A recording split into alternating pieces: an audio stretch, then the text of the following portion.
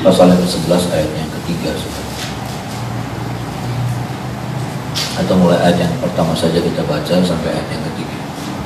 1, 2, 3. Berfirmanlah Tuhan kepada Musa, aku akan mendatangkan satu tulah lagi atas Fir'aun dan atas Mesir. Sesudah itu ia akan membiarkan kamu pergi dari sini.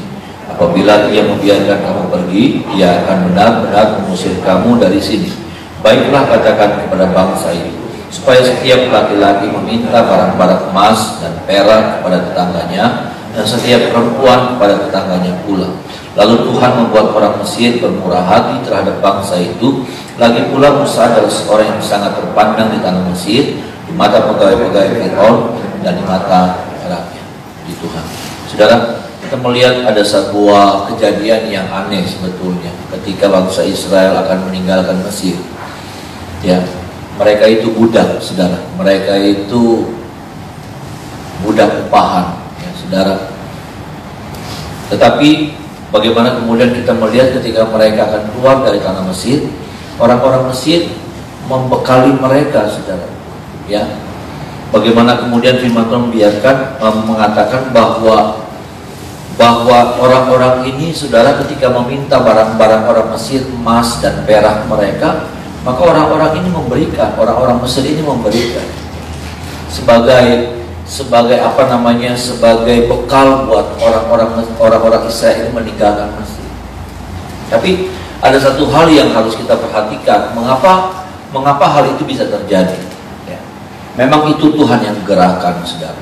Ya, Tuhan yang menggerakkan orang Mesir, hati orang Mesir untuk memberikan, saudara, sebagian harta mereka kepada orang-orang Israel. Tetapi ayat yang ketiga, saudaraku, tidak bisa diabaikan. Ayat yang ketiga ini juga menjadi menjadi penyebabnya, saudara. Ayat yang ketiga sama-sama kembali kita baca ayat yang ketiga. Coba kita lihat, saudara, ayat yang ketiga. 1, 2, 3. Lalu Tuhan membuat orang Mesir bermurah hati terhadap bangsa itu. Lagi pula Musa adalah seorang yang sangat terpandang di tanah Mesir, di mata pegawai-pegawai Fir'aun dan di mata rakyat. Ada salah satu penyebab mengapa hal itu bisa terjadi, karena katanya Musa itu orang terpandang di Mesir.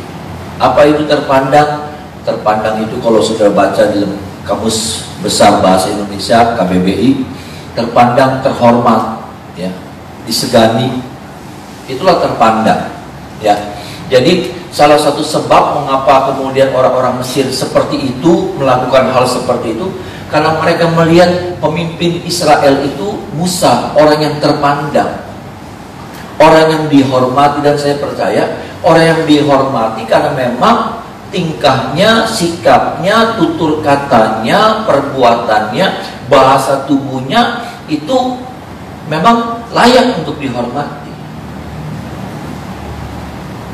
Mengapa ada seorang yang dihormati? Karena memang hidupnya nggak tercela. Ada amin, saudara? Hidupnya bisa jadi contoh. Hidupnya bisa bisa jadi berkat bagi orang lain.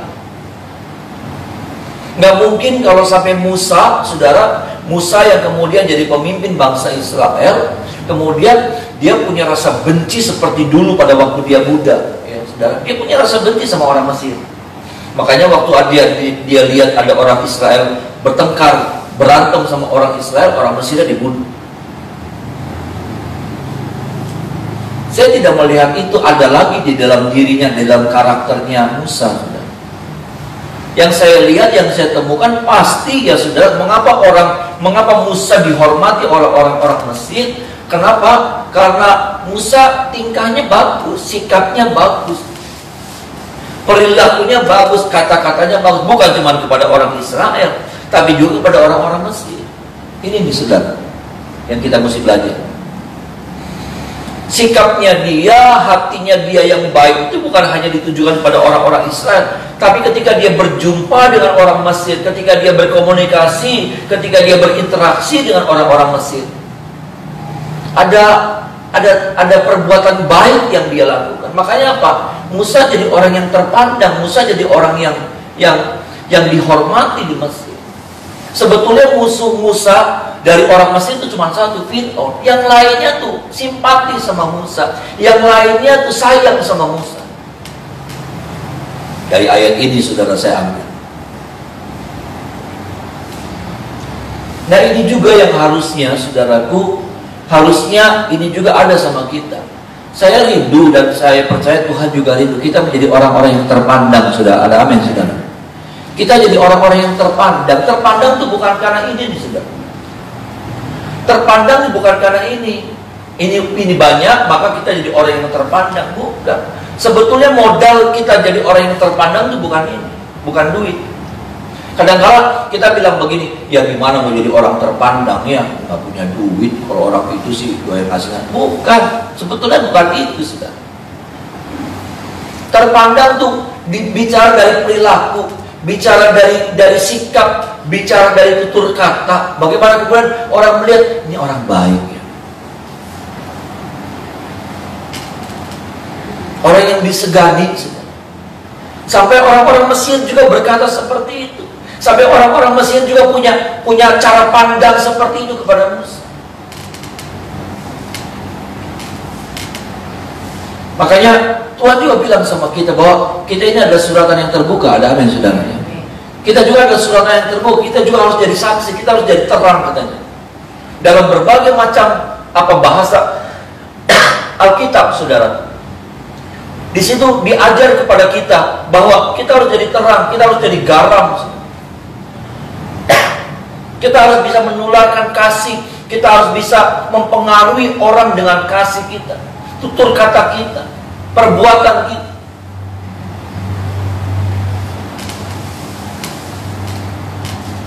Saya rindu saudaraku, ya saya dan saudara kita menjadi orang-orang yang terpandang di lingkungan kita. Ada amin saudara. Di keluarga kita. Paling tidak kita terpandang di keluarga. Artinya gini, kalau kita ngomong didengar. Kalau kita ngomong sama kerumunan kita, sama komunitas kita, dan teman-teman ngumpul kita tuh bukan jadi ekor. Makanya firman Tuhan bilang kamu jadi kepala bukan ekor. Ada amin saudara. Kalau jadi ekor Tuhan tuh kasihan, nurut baik, ikut baik. Wis bisa di gereja, iya bisa di gereja. Wis jalan-jalan baik, berenang yuk. Minggu berenang ya gereja baik, iya.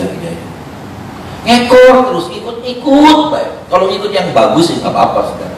Tapi kalau berseringkali masalahnya adalah kalau kita ekor, kita ke bawah terus sama arus, kita ke bawah terus saudara. Ekor tuh nggak punya kendali. Ekor tuh nggak punya kendali saudara. Ekor tuh tidak bisa mengendalikan tubuh. Ekor saja sebagai penyeimbang aja, nyimbangin. Ya. Orang pengen ke kiri kita nyimbangin, ikut-ikutan.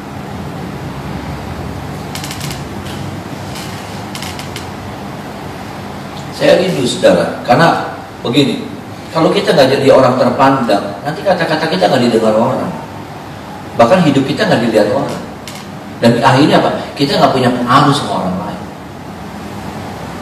Sekali lagi, kita jadi terpandang bukan karena uang, tapi bagaimana sikap hidup kita, tutur kata kita, perbuatan kita, jadi berkatnya buat orang lain. Ada amin saudara. Kalau itu yang terjadi, maka mudah kita bicara, didengar kalau kita ngomong. Enggak seperti angin lalu. Orang respect sama kita, itu yang Tuhan mau.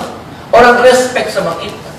Tetapi orang nggak bisa respect sama kita. Kita ngandelin ini saya anaknya siapa, ini saya punya apa, enggak. Tapi bagaimana sikap hidup kita? Dan Musa nggak punya apa-apa, saudara. Musa jadi pemimpin itu gak punya apa-apa. Adakah uang yang dia bagi-bagi sama orang Mesir? Adakah makanan yang dia bagi-bagi sama orang Mesir? Loh, Israel sendiri juga cuma jadi budak.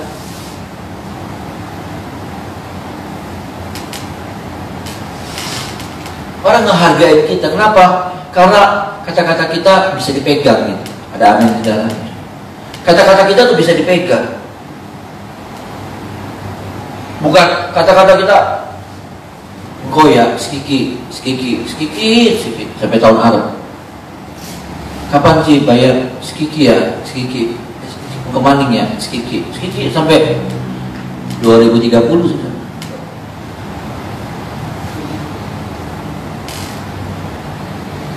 Yuk saudara, sama-sama kita melihat hidup kita. Saya juga, adakah saya ini jadi orang terpandang atau enggak?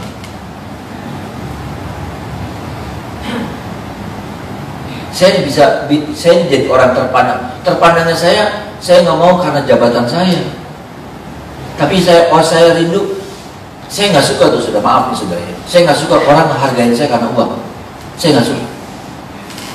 Saya kalau kumpul sama hamba Tuhan, kumpul di mana, saya nggak suka saudara. Ya, saya nggak suka. Saya pakai uang untuk bikin orang tunduk sama saya.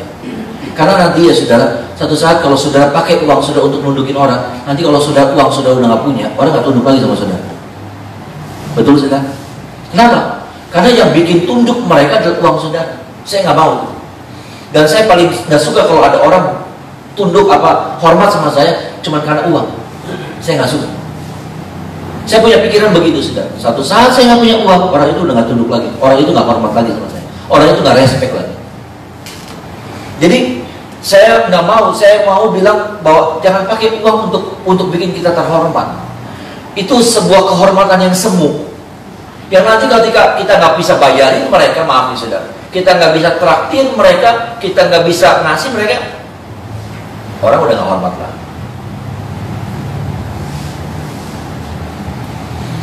Terpandanglah karena tutur katamu itu baik saudara. Amin. Terpandanglah karena sikap hidup kita nih bisa jadi contoh buat orang lain. Terpandanglah ketika saya emosi, ketika saudara emosi kita tuh mereka bisa lihat emosi yang bisa dikendalikan. Orang bilang, amin. Dalam hati mereka nilai kita, mereka lihat kita.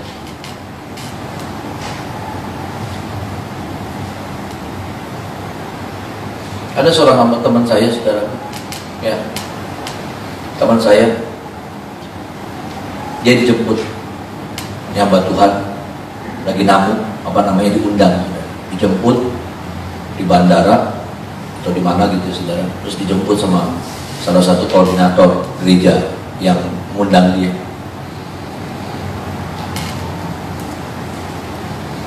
Lalu sepanjang jalan katanya dia diam terus, saudara. Dan si koordinator ini yang jemput cuma bahasa roh terus, hebatnya saudara, bahasa roh terus, dia juga bahasa saudara, sandal lama, sandal anyar, sandal apa saudara. Sambil dia cerita, satu saat ada beca atau ada mobil yang malang gitu saudara, kan kaget ya. Lalu dia buka jendela, dia bilang, karena ini Jawa Timur atau Jawa Tengah, asu itu apa sih? Kirik ya saudara. Itu udah pagi-pagi udah ngomong kirik. Nah, karena coba. Udah di mobil saudara bahasa Arab. Pas ada yang malang buka, asu. Jangankan orang dunia, kita aja kaget bukan? Siok, kita akan bilang astagfirullahaladzim. Kita jantungan. Apalagi malaikat, malaikat lagi lihat, lagi ngangguk-ngangguk, Tuhan lagi ngangguk-ngangguk di bahasa pas Tuhan jantungan saudara. Malaikat pada sakit jantung di sorga nanti.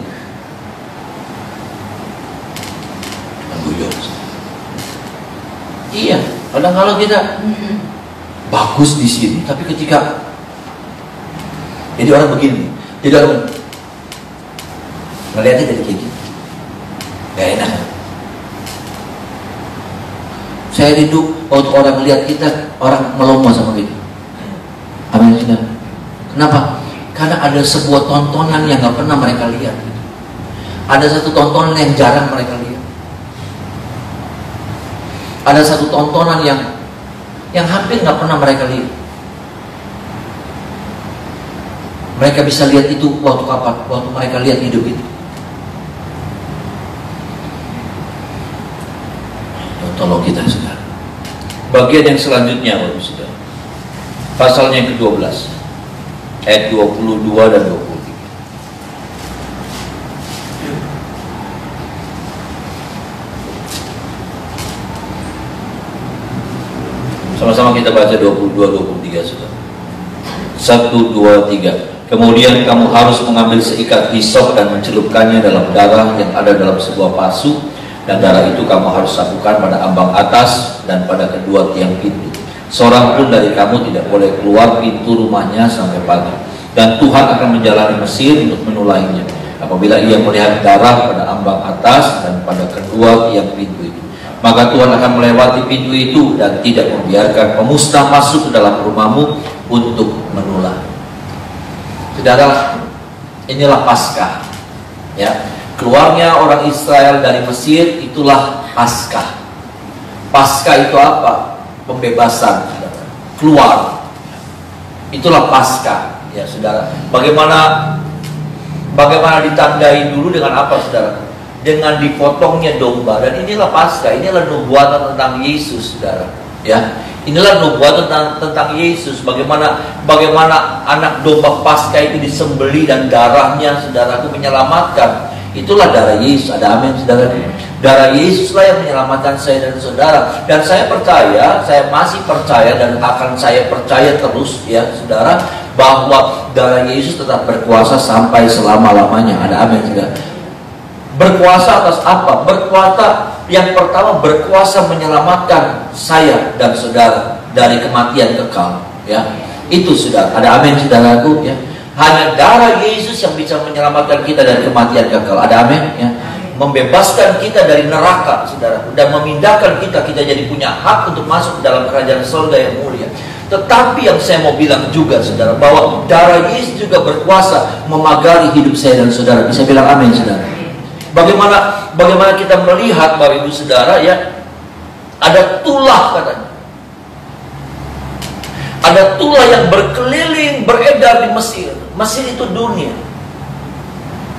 Dan hari-hari ini sepertinya, saudara, tulah itu sedang berjalan, berkeliling.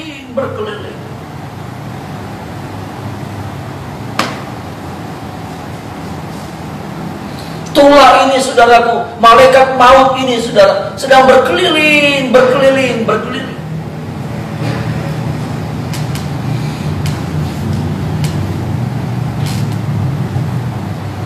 Yang bisa jaga kita siapa? Darah Yesus. Kenapa? Karena ketika tulah itu melihat di rumah, di pintu rumah, ambang rumah atau kusen, saudara, ya, di kusen itu ada tanda darah yang dilaburkan, saudaraku, di kiri, di kanan, di kiri dan di atas ambang pintu itu. Maut itu nggak bisa masuk. Ini bukan cerita dongeng. Ini bukan cerita yang sudah expire. Ini cerita yang masih berlaku sampai hari ini, saudara. Kalau saya di swab sih kayaknya saya udah kena, kayaknya, saudara. Kayaknya sih, iya.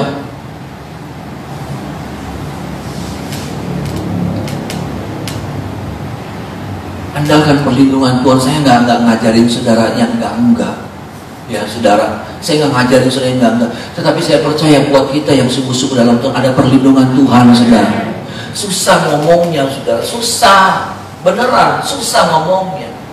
Saudara sudah hati-hati, pas nggak kebenaran, saudara pegang benda yang habis dipegang sama orang yang OTG, orang tanpa gejala. Itu kan yang mengerikan, kan OTG. Saudara ngerti OTG? OTG itu anak-anak muda. Saya kemarin waktu beberapa minggu lalu diundang sama Fire, anak-anak muda KB, saudara. Ya, itu anak-anak muda sih tenang-tenang baik. Kalau OTG itu orang tanpa gejala, tapi ini jeroy itu anak-anak, bisa jadi anak corona ya. Jadi pas kita salaman gitu, saudara, ya langsung jeblak. Karena kita itu apa namanya, kita kan udah balita-balita.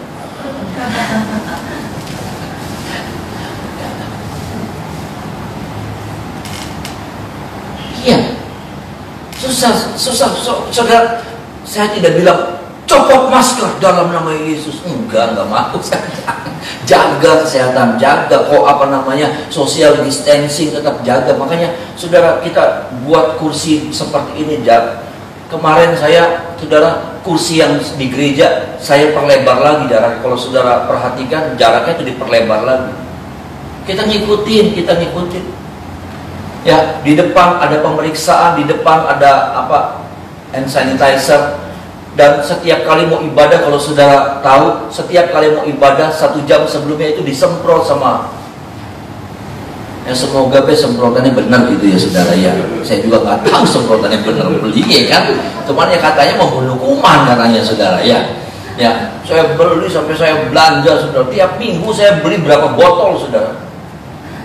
Sekali itu tuh kalau nggak salah 10 botol.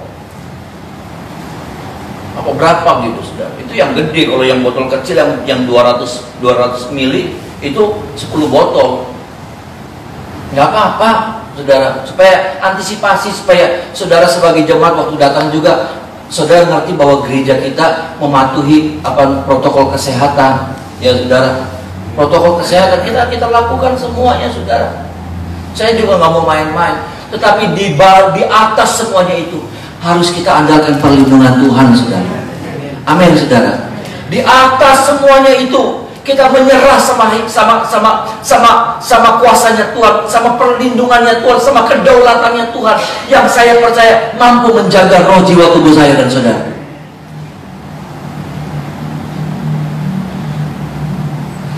Ini nih saudara nih hebat-hebat loh. Ini pasukan berani mati semua nih saudara. Iya benar gak? Kalau saudara orang takutan,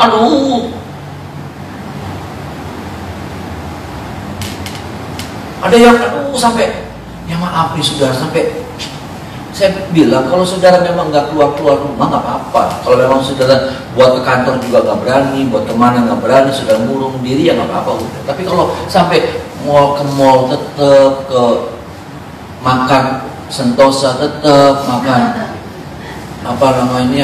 Jumbo tetap, Grand Eastern tetap saudara. Terus gereja mau pakai uang, hanya mall sih semut kabeh. Hari kami Sentosa lalu kang mangan. Enggak, ini kita cengli-cenglian kan saudara. Jangan bawa hidup kita tuh terlindungnya sama Tuhan saudara. Dan di ibadah itu kita bukan ngapa-ngapain. Di situ kita bersyukur, kita berterima kasih saudara. Kita lagi bilang sama Tuhan, kamsia Tuhan buat pemeliharaan Tuhan dalam hidup saya. Sampai hari ini saya masih ada itu karena Tuhan yang jaga saya. Maaf saudara. Susah saudara, maksud saya angel gitu. Ya kita jaga, kita sesuai dengan yang seperti itu kita lakukan saudara. Jangan dirobohin itu aturan-aturan itu, jangan dirobohin, nggak boleh. Ya juga ada hal-hal yang memang harus dibatasi saudara. Ya, buat ibu-ibu kenapa saya belum izinkan kaum wanita ibadah? Ya usianya usia banyakan gitu ya saudara. Jadi lebih beresiko gitu. Ya kan? Lebih beresiko saudara. Apalagi kalau ibu-ibu sudah, maksudnya sepanjang hari udah kerja, stamina udah turun saudara. Ya kan? Ibu-ibu kan sibuk, bukan pengangguran ibu-ibu tuh. Udah sibuk kerjain, stamina udah turun, bisa saja saudara. Kita juga mencegah hal-hal seperti itu. Tapi saya mau bilang saudara, di atas semuanya kita harus andalkan perlindungan Tuhan dalam hidupnya. Bahwa saya masih percaya darah Yesus. Nggak tahu orang menonton ngecek saya, ngejek saya. Tapi saya mau bilang di dalam nama Yesus, darah Yesus masih berkuasa sampai hari ini. Untuk apa? Menolak setiap bala, menolak setiap apa itu namanya saudaraku? Tulah, ya, tulah. Saudara, makanya firman Tuhan Paulus pernah bilang begini, berjaga-jagalah, singa itu berkeliling. Bukan cuma penyakit yang berkeliling, tetapi yang namanya kemiskinan, kebangkrutan, saudara. Sakit, penyakit dan lain sebagainya, kesusahan sedang berkeliling. Bukan cuma penyakit, tapi kegagalan, kehancuran dalam usaha, kehancuran dalam kehidupan kita, dia sedang berkeliling. Dan kalau sampai saya dan saudara masih ada sampai hari ini, itu karena Tuhan yang menjaga hidup saya dan saudara.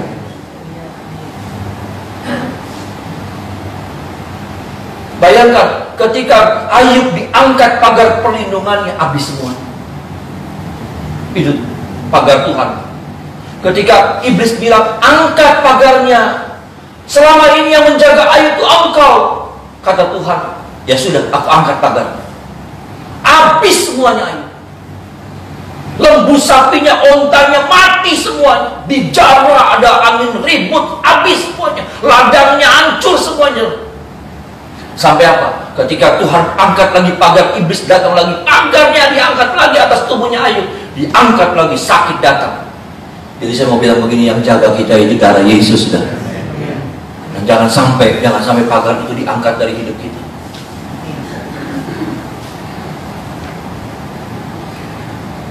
Jadi nggak usah minum vitamin, minum vitamin deh Bapak. Ya, suplemen nggak apa-apa. Kita buat jaga-jaga bagian kita kerjakan. Nanti bagian Tuhan nanti Tuhan yang kerjakan dalam hidup kita. Ada amin, saudara. Tolong kita ya saudara. Ya, maksud saya gini, saudara. Saya mau memastikan dan saudara harus memastikan juga. Saudara juga harus bilang bahwa dari Yesus masih menjaga saya sampai hari ini, masih menjaga saudara sampai hari ini. Ada amin, saudara. Ya, dan Dia akan terus menjaga kita. Bisa jadi kemarin atau hari ini iblis ketemu mau masuk, tapi ada darah. Ada darah yang terlabur. Yang kita pastikan darah itu masih terlabur, masih jadi penjaga di depan pintu rumah, di depan pintu hidup saya dan saudara. Ada amin, saudara. Orang Israel, saudara, saya pernah tertarik karena di orang Israel tuh ada kayak besi plak. Nanti ada tulisannya di tiap-tiap ambang pintunya, itu selalu dipasang itu. Ya, saya bilang sama Mika beli sih Kak, mau tahu kayak apa. Jadi itu kayak doa, saudara. Di situnya tuh di besi itu tuh ada tulisan doa. Ya. Yang enggak juga, yang itu enggak ngejaga kita. Yang ngejaga kita darah Yesus, saudara. Amin. Darah Yesus. Darah Yesus itu apa? Menjaga kita ketika apa? Ketika kita selalu terhubung sama Tuhan.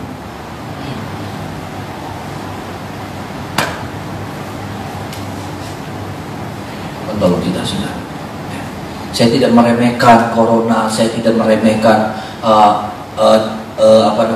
peraturan. Kita harus lakukan peraturan, mengikuti peraturan yang ada. Ya, ngikutin peraturan ada. Tetapi di atas segalanya, saya dan saudara harus berkata, dan dari Yesus memagari saya dan saudara. Kita nggak bisa jaga anak kita yang ada di luar kota, di luar negeri. Tapi kita berdoa, ada dari Yesus memagari mereka. Kita nggak bisa memagari suami kita yang lagi kerja di luar. Ya, suami saudara yang lagi kerja tugas di luar. Ya, itu resiko banget. Tapi kita percaya, kita berdoa, ada darah Yesus memagari. Ada amin, saudara.